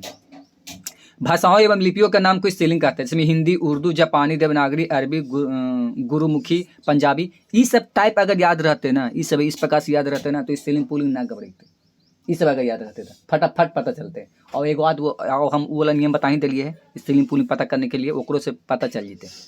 अगला है नदियों एवं तिथियों का नाम को स्त्रीलिंग कहते हैं, जैसे गंगा, यमुना, प्रथमा, पंचमी, ये सब कुछ है। इस प्रकार से अगर नदियों और तिथियों के नाम कुछ होते हैं तो तिथियों का नाम है, वो दिन नहीं है, ये तिथियों के नाम है। जैसे हम बोले प्रथमा, पंचमी, षष्ठी, इस प्रकार से हुआ है। जैसे नवरात्र भी होता है, अलग अलग प्रकार का हुआ है ना, तो इस प्रकार से बोल रही है।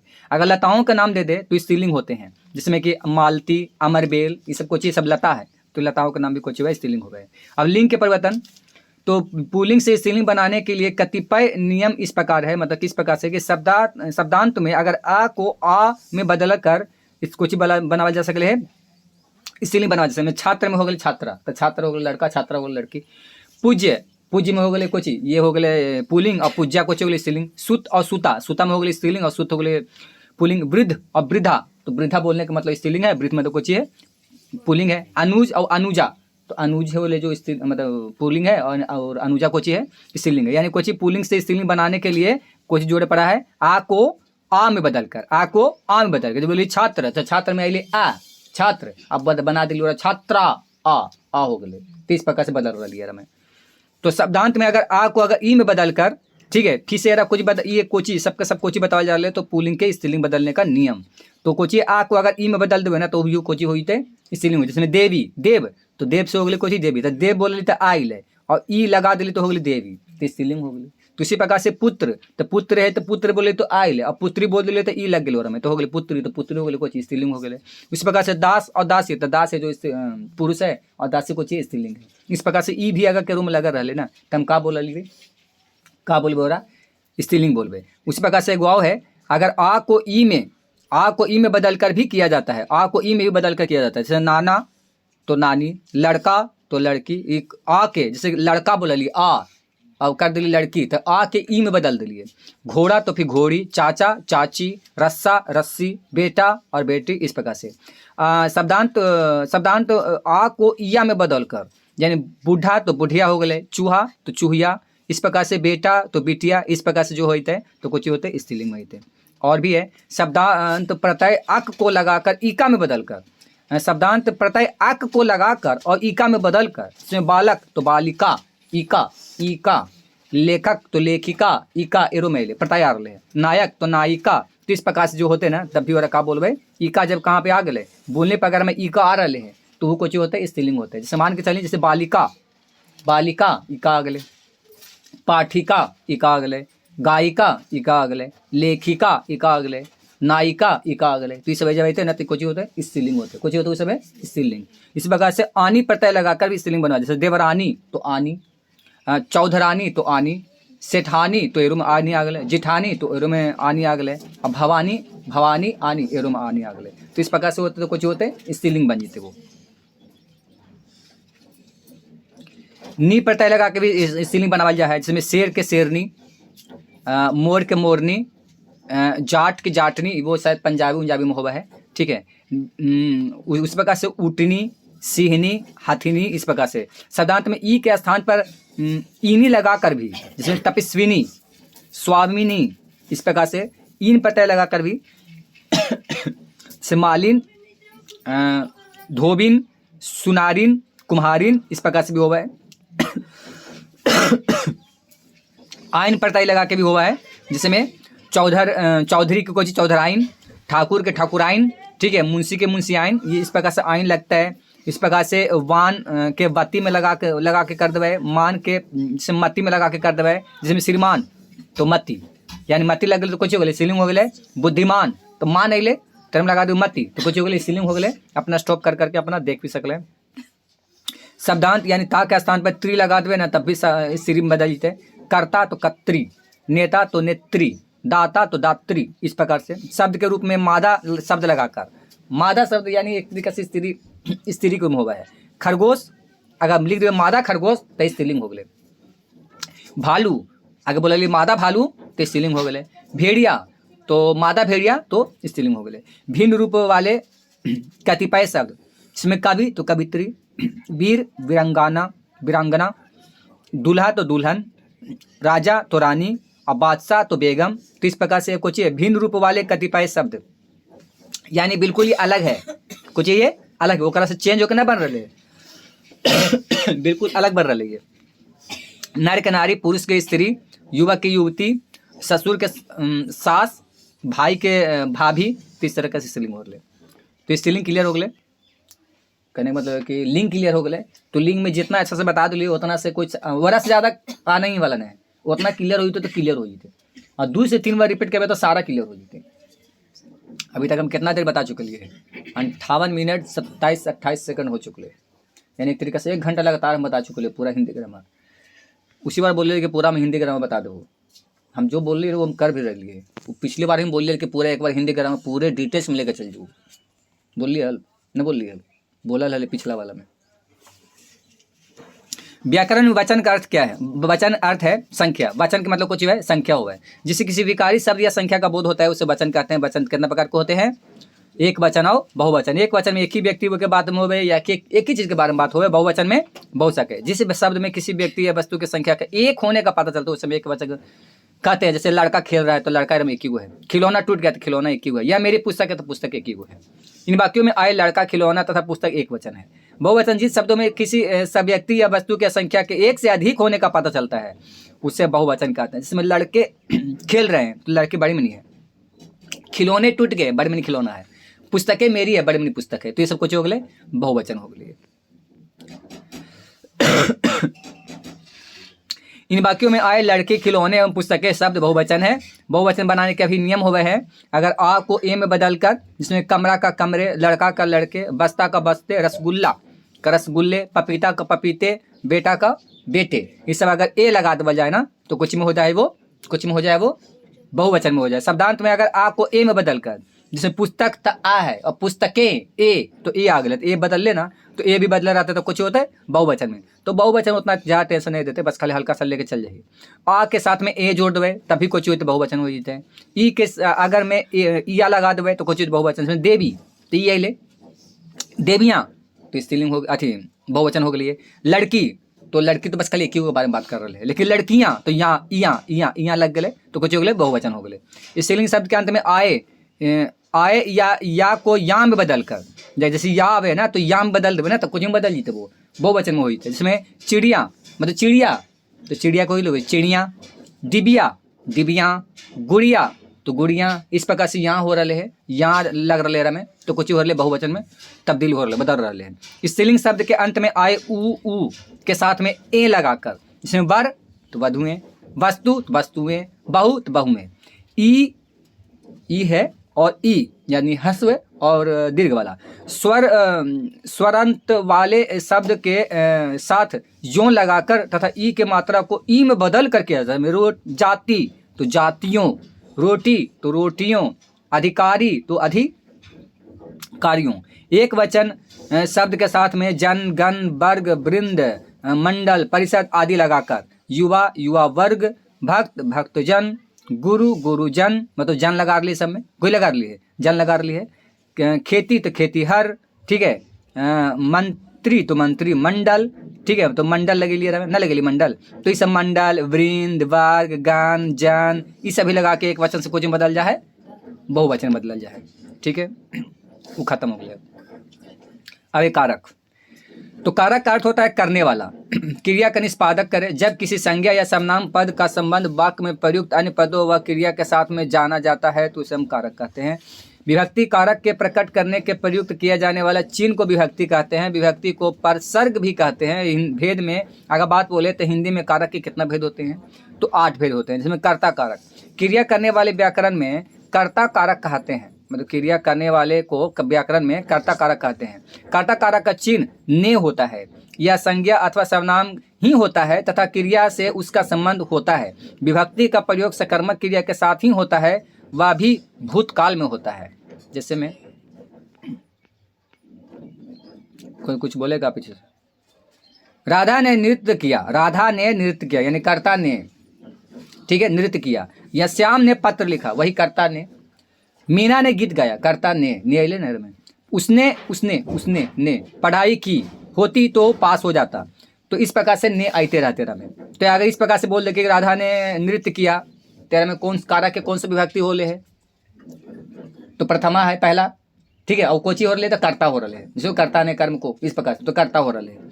उस प्रकार से कर्म कारक, तो क्रिया का फल जिस शब्द पर पड़ता है उसे कर्म कारक कहते हैं। कर्म कारक का विभक्ति चिन्ह को होता है, कुछ होगा है, को होगा है। विभक्ति को का प्रयोग केवल सजीव कर्म के लिए होता है। कैसे के लिए होता है, ये ध्यान रखिए, सजीव कर्म के लिए होता है। कैसे कर्म के लिए, सजीव कर्म के लिए ही होता है, निर्जीव के साथ में नहीं। इसमें राधा ने नौकर को बुलाया, राधा ने नौकर को बुलाया, तो यहाँ पे हो रहा कर्ता, यहाँ पे हो गए कुछ हो गए कर्म हो गए, को यहाँ पे लगा लेना को। पत्र, वह पत्र देखिए लिखता है, तो वह पत्र को लिखता है, यहाँ पे विलुप्त होइल है एक तरीका से, तो यहाँ पे देखिए विलुप्त होइल है, तेरह में कुछ ही बोला गया है, सजीव कर्म कारक के साथ ही होता है। विभक्ति को तो इस प्रकार से कहा हो, तो कर्म कारक के पता चल गया यहाँ पे। अब वो अगला में है करण कारक। तो करण कारक का शाब्दिक अर्थ है साधन। वाक्य में कर्ता जिस साधन या माध्यम से क्रिया करता है अथवा क्रिया के साधन को करण कारक कहते हैं। करण कारक की विभक्ति से अथवा के द्वारा होता है। ये डायरेक्ट भी पूछते हैं कि करण कारक का विभक्ति चिन्ह बताओ, ठीक है, करण कारक का विभक्ति चिन्ह बताओ, तो से तथा के द्वारा ये ऐसा कुछ होगा है। मैं कलम से लिखता हूँ, से। मैंने गिलास से पानी पिया, से। इस प्रकार से आ रहे हैं। सानिया बैट से खेलती है, से। मैंने दूरबीन से पहाड़ों को देखा, से। तो इस प्रकार से हो रहे, तो कर्म कारक हो रहे हैं, ठीक है। अब के ये जो करण कारक हुआ है ये के द्वारा के लिए भी इस्तेमाल करल जाए। मुझे दूरभाष द्वारा सूचना प्राप्त हुई तो द्वारा, मुझे उसे डाकिए के द्वारा पत्र प्राप्त हुआ तो के द्वारा, तो द्वारा चाहे तो के द्वारा के लिए भी इस्तेमाल करल जाए। आज्ञा जनित वाक्य, जैसे ध्यान से अध्ययन करो तो कुछ बोला जा रहा है कि ध्यान से अध्ययन करो, पढ़ो, जो भी है। स्कूटर से नहीं साइकिल से स्कूल जाओ, ये भी कहल जा रहे हैं, तो आज्ञा कुछ देवल जा रहे हैं, तो ये इस प्रकार के बाकी भी हो गए हैं। सीख, मेहनत से अच्छे अंक मिलते हैं। रीति से भिखारी क्रम से बैठे हैं। गुण या स्थिति, राम हृदय से ही दयालु होते हैं, इतना मजबूत नहीं है। अब संप्रदान कारक, तो संप्रदान कारक सम प्लस प्रदान का शाब्दिक अर्थ है देना। वाक्य में कर्ता जिस देता है अथवा जिसके लिए क्रिया करता है उसे संप्रदान कारक कहते हैं। जब कर्ता स्वतः हटकर दूसरे के लिए दे देता है वहाँ संप्रदान कारक होता है। संप्रदान कारक विभक्ति के लिए को है, के वास्ते, के निमित्त, के हेतु भी कह सकते हैं। जहाँ क्रिया द्विकर्मी हो वहाँ विभक्ति को का प्रयोग होता है। जैसे सैनिकों ने देश की रक्षा के लिए बलिदान दिया तो के लिए होले। लोगों ने बाढ़ पीड़ितों के लिए दान दिया तो के लिए होले। तो इस प्रकार से आई तो ये ठीक है। अपादान कारक में क्या हुआ है, एक तरीके से अलगाववाद हुआ है ना, ठीक है। अपादान का अर्थ होता है पृथक, पृथक यानी अलग होना। संज्ञा या सर्वनाम के जिस रूप से एक वस्तु या व्यक्ति का दूसरी वस्तु या व्यक्ति से अलग होने का भाव हो तो उसे क्या बोलते हैं, अपादान कारक। अपादान कारक विभक्ति से है लेकिन यह में अलगाववाद से है, ठीक है, संबंध से ना, अलगाववाद से। जैसे में पेड़ से पत्ता गिरा तो पेड़ और पत्ता में अलग हो गए। इस प्रकार से मेरे हाथ से गेंद गिर गया तो हाथ से और गेंद अलग हो गए। विजयशाला से घर आया, विजयशाला से घर आया, तो ठीक है, कहीं पे और कुछ मिस्टेक होता है में। नदी पहाड़ से निकलती है, नदी पहाड़ से निकलती है, नदी पहाड़ से निकलते हैं, तो नदी और पहाड़ के तो फिर अलगाववाद हो गए, अलग हो गए वो। तो इस प्रकार से अलग हुआ है तो कौन सा कारक हुआ है, अपादान कारक। व्यक्ति चिन्ह से ही है लेकिन अलग के लिए। पहचान के अर्थ में कुछ बता रहे हैं कि यह मारवाड़ से है, पोस्ट ऑफिस स्कूल से दूर है, दूरी। तुलना के लिए विमला सीता से लंबी है, शिष्य गुरु से शिक्षा ग्रहण करते हैं, ऐसा कुछ छोड़ रहा नहीं सब। संबंध कारक, शब्द का वह रूप जो दूसरे, ये वाला बतैलो ना, ये अपना हिसाब समझिए कि अलगाववाद हो तो बस एक हिसाब समझिए, अलगाववाद होते, ठीक है। संबंध कारक, शब्द का वह रूप जो दूसरे संज्ञा या सर्वनाम शब्दों से संबंध बतलाएं उस संबंध कारक कहते हैं। संबंध कारक विभक्ति का, के, की, रा, रे, री एवं ना, ने, नी है। इस भेद इस प्रकार से होता है। अजय की पुस्तक गुम हो गई, ठीक है, अजय की पुस्तक गुम हो गई, तरह में किए ले, ठीक है, तो समाज बता के ना, तो अजय के ही ना पुस्तक हल है और कुछ हो गए वो गुम हो गए, तो इस प्रकार से हो गए। विजय अजय का भाई है तो ये भी देखिए कुछ हो गए, तो यहाँ पर का के होते रिश्ता के लिए बात कर रहे, यानी संबंध के दर्शा रहे, बात यहाँ पे ये है। तो इस प्रकार से सब हो जाते चलाधिकरण में। वाक्य में प्रयुक्त संज्ञा या सर्वनाम के जिस रूप से क्रिया का आधार का बोध होता है उसे अधिकरण कारक कहते हैं। उसे क्या कहते हैं, अधिकरण। का कह रहे हैं, संज्ञा या सर्वनाम के जिस रूप के क्रिया का आधार पर का बोध होता है। अधिकरण कारक की विभक्ति है में एवं पर। में का अर्थ है अंदर या भीतर तथा पर का अर्थ है ऊपर। जैसे इस मंदिर में कई मूर्तियां हैं तो में हो गए, तो अंदर के बात हो गए, तो अधिकरण वाले में हो गए। उस कप में चाय है तो में हो गए। मेरे पर्स में पैसे व ड्राइविंग लाइसेंस है, में हो गए। टायर में हवा कम है, में हो गए। बगीचे में छायादार पेड़ है, में हो गए। कभी कभी में भी में का प्रयोग बीच का मध्य के रूप में भी मतलब कि होता है। जैसे राम और श्याम में गहरी दोस्ती है तो में भी हो गए, ये कभी कभी हो गए। भारत की संस्कृति विश्व में विशेष स्थान रखती है तो में यहाँ भी आ गए। तो इस प्रकार से कुछ होते अधिकरण कारक होते। वो संबोधन करते, वाक्य में जब किसी संज्ञा को पुकारा जाए अथवा संबोधित किया जाए तो उसे संबोधन कारक कहते हैं। संबोधन में पुकारने, बुलाने, सावधान करने का मतलब सावधान करने का भाव होता है। जैसे में हे भगवान कैसा जमाना आ गया है तो हे ओ अरे ये सब कुछ है संबोधन कर रहे। हे ईश्वर मेरा पोता कहाँ गया, अरे अरे ये क्या कर रहे हो, अरे गुरुजी आप इधर कैसे, अरे बच्चों शोर मत करो। ये सब जो भी इस प्रकार से हो रहे, हे अरे अरे ओ ये सब जो भी हो रहे सब कुछ हो रहे, सबके संबोधन कर जा रहे हैं, ठीक है। एक आ गया है कि कर्म संप्रदान कारक में अंतर, इस सब ने अंतर नेम चाहिए मेरा। अब ये काल है, अब काल ही बताइए बस खाली, ठीक है। तो काल का अर्थ है समय। क्रिया के जिस रूप से होने या मतलब कि उसके होने का समय कब मालूम हो उसे हम क्या कहते हैं, काल कहते हैं। और क्रिया की पूर्णता अपूर्णता साथ ही संपन्न होने का समय का भी बोध होता है। काल के कितना भेद है, काल के कितना भेद है? अरे जो कहे चीजें सुन रहे, तो काल के कितना भेद है वो कोचिंग में बता लिया। काल समझ में आवे था वो, बस ऐसे ही बोल रहे हैं। भूतकाल, वर्तमान काल, आएगा भविष्य काल। भूतकाल, भूतकाल का अर्थ है बीता हुआ समय। वाक्य में जिस क्रिया रूप से बीते समय का होना पाया जाता है वह भूतकाल कहलाता है। यह क्रिया व्यापार की समाप्ति बतलाने वाला रूप होता है। जैसे अभी कैसे बोला कि, तो पहला भूतकाल, भूतकाल का अर्थ है बीता हुआ समय। अभी जो समय के बारे में बात कर रही है तो उसी प्रकार से वाक्य में जिस क्रिया से बीते समय का होना पाया जाता है उसे भूतकाल कहते हैं। यह क्रिया व्यापार की समाप्ति बतलाने वाले रूप का होता है। भूतकाल के भेद कुछ किस प्रकार से होगा है, देखो सामान्य, संदिग्ध, हेतु, मद, आसन्न, पूर्ण, अपूर्ण। सामान्य, अविनाश ने गाना गाया, गाड़ी जा चुकी थी, ये भूतकाल ही है लेकिन सामान्य है। संदिग्ध यानी खाना नेता ने ही बनाया होगा, ये शक है बनेल के कि ना बने के, कन्फर्म बोल रहे हैं, बोले संदिग्ध। संदिग्ध यानी एक तरीका से कन्फर्म है, एक तरीका से बात बोले तो संदिग्ध ही है। संदिग्ध ये भूतकाल के जो भेद हो रहे वो संदिग्ध में हो रहे। हेतु मद, तुमने पढ़ाई की होती ना तो उत्तीर्ण होता, यानी जैसा कर्म वैसा फल। तेरा में हेतु मद में उसी प्रकार से हो रहे हैं। फिर से तो राख मुंह आ रहे हैं, अभी ना मुझे हाल है। आसन्न, नगर में एक साधु आए हैं, अविनाश ने गाना गाया है, ये कुछ आसन्न है। नगर में एक साधु आए हैं, नगर में एक साधु अले है, ये अले है ये तो पता है, लेकिन किस प्रकार के साधु होता है वो अपना वो साधु के रूप में जैसे दिखाई थे कि ना अविनाश ने गाना गाया है, वो भी हो चुके हैं, इसको कुछ आसन्न है। पूर्ण, 1857 के क्रांति में रानी लक्ष्मीबाई ने अंग्रेजों से लोहा लिया था, ये पूर्ण रूप से है। ये का और ले, ये पूर्ण रूप से और ले। अपूर्ण, राकेश पुस्तक पढ़ता था लेकिन पढ़ा हलो तो पता ना कि अच्छा से पढ़ा हलो कि ना पढ़ा हलो का पता, पढ़ा हले लेकिन पढ़ा हले तो पूरा पढ़ा हले कि ना पढ़ा ली पता ना है, तो ये अपूर्ण ही है। ठीक है। वर्तमान काल, क्रिया का वह रूप जिससे कार्य का वर्तमान समय में होना पाया जाए उसे वर्तमान काल कहते हैं। यह कार्य निरंतर हो रहा है जी की जानकारी देता है। जैसे कि सामान्य, प्रशांत खेल रहा है, लता गीत गा रही, सब लगातार हो रहे हैं। संभाव्य, और ये तुरंत के काम हो रहे हैं। संभाव्य, मोहन परीक्षा देता होगा, मोहन परीक्षा देता होगा।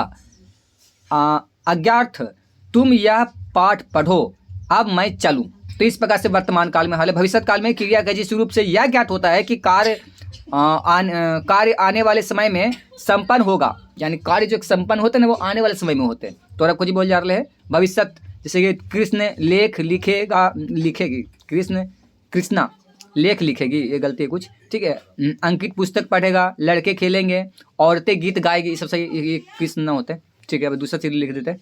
तो इस प्रकार से ये पूरा हो गलो। अभी अब और भी आए लेकिन उतना जरूरत नहीं हमारा, कुछ और होता है तो कभी और देख लेवे, कभी अगर कर लेवे तब। जैसे वाच्य थोड़ा बहुत उतना नहीं ज़्यादा।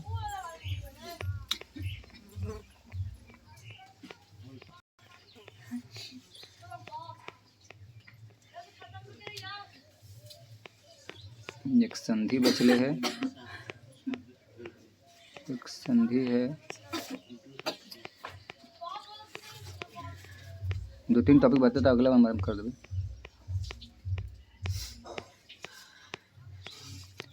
समास होले हाल, हाँ समास ना होले हाल, वो समास है, वो संधि है, वो समास। 2-3-4 टॉपिक याद है, ध्यान रखिए कि कौन कौन टॉपिक ना हो।